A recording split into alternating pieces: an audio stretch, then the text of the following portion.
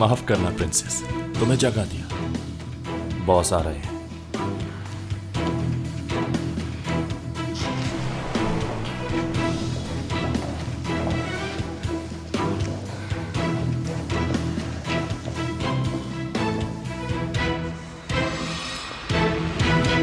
कुछ बताया इसने?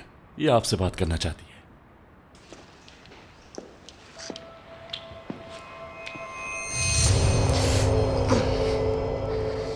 कोई मुझे धोखा नहीं दे सकता।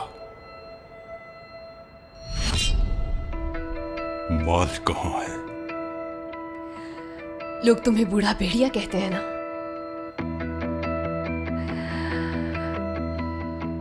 जानते हो जब भेड़िया बूढ़ा हो जाए तो क्या होता है?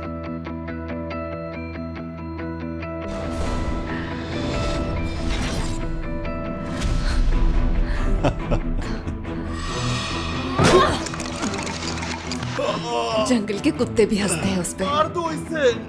कोई अपनी जगह से नहीं हिलेगा। सब अपनी अपनी जगह पे खड़े रहें। हाथ ऊपर करो, गन फेंको, जल्दी। मैंने कहा कोई नहीं हिलेगा। ऑफिसर पकड़ो इनको।